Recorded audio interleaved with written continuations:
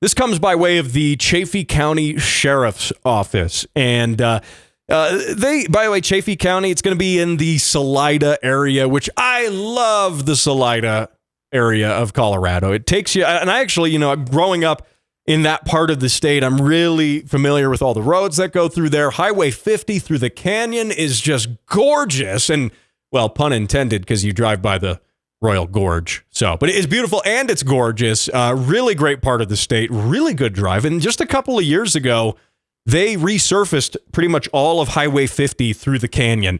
And oh man, it's a beautiful drive, especially in a nice sports car with the top down.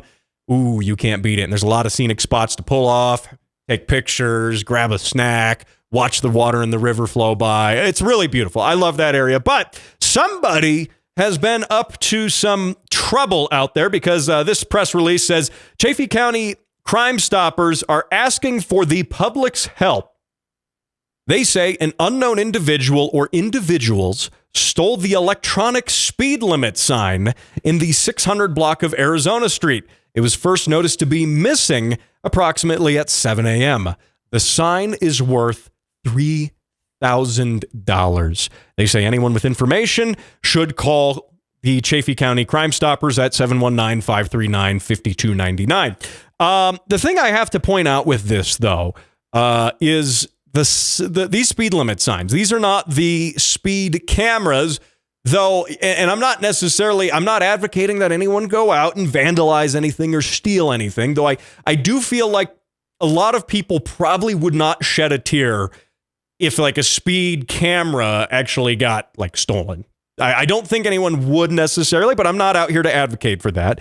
But what I am wanting to point out, this is not necessarily a speed camera. This is one of those electronic radar signs. You drive by them and they read your speed. And with that, I don't think they have the intended effect that cities and municipalities think they do. Because what cities and, city council members and people like that, when they approve the purchase of these things, they probably say, well, if people see how fast they're going, they'll slow down because they'll realize they're not going the speed limit. And that maybe works for the people who are speeding accidentally, perhaps. Maybe they're doing 5 over. And maybe that, maybe that person's going to say, oh, look, the sign says I'm doing 5 over. I better slow down. The problem is, for every one of those, there are 10 hooligans, and don't ask me how I know this, but there are 10 hooligans whose entire goal in life, the second they see one of those signs, is to see how quickly they can get the numbers on the sign to count up. Believe me, there are people who do this. And there are also people who wonder what happens. Well, the sign only has 2 digits. So what happens if you go over 100 past the sign, which has 3 digits? There are people who ask these questions and then go and seek out these answers on their own.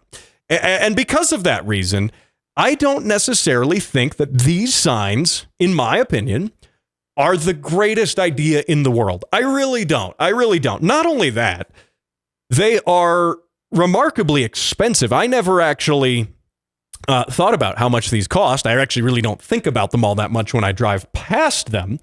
But when they said that the signs cost over $3,000, and here, let me pull it up. We'll do a quick Google search here live on the show, and I want to pull up how much these signs cost, because they said over $3,000, and there are a number of these signs listed online. Actually, some used ones on eBay. Perhaps Chaffee County should check the eBay listings and make sure that one of those isn't their sign. But even brand new, I mean, we're looking at $3,600. This one's $4,700, which has the fancy, like, brighter LEDs on it. And these signs are just very expensive for what they are and what I think the value is. Now, I'm sure they might say, well, statistically, they reduce speeding in this area. And I don't buy that. I don't necessarily buy that.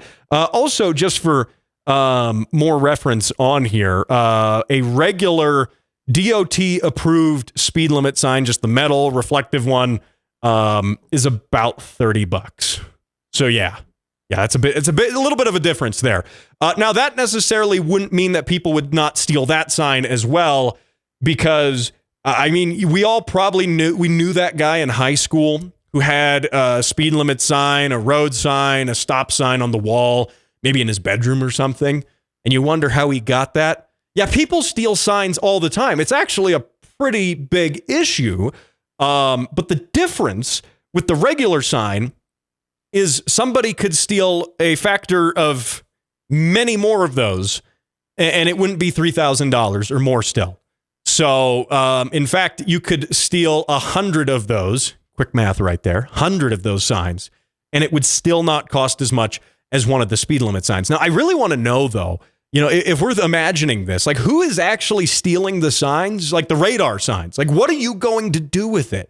Because if you do try to resell it on eBay, maybe one of these ones on eBay is theirs, I'm sure the county has something, stamped into it, written on it, a sticker. Yeah, sure, they could peel a sticker off, but they got to have some way of identifying, hey, property of Chaffee County.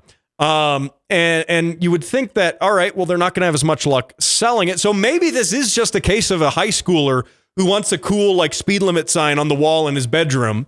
Because we've all been there when we were in high school. We wanted that. We knew that guy who had that, like, oh, that's cool. You got a sign up there. And he wanted it to be the cool, fancy digital one, I guess. Maybe it's these, like, Gen Zers who are the culprit. I don't know. Having said that, I still don't condone stealing the signs, by the way. That's $3,000 that the taxpayer is out, which that's never good. That's never good. As the taxpayers, we shouldn't want that either. But we should also ask, why do you need to spend $3,000 on a sign? So, hey, anyway, I got a lot of stuff to get to here, and we may not have time to get to all of it. That's what the bonus edition of the show is for. But coming up here after the break, we're going to give you the latest on the tariff situation, as well as a history on the chicken tax. And finally, we're going to space. That and your car sounds right here after the break on Automotive ADHD.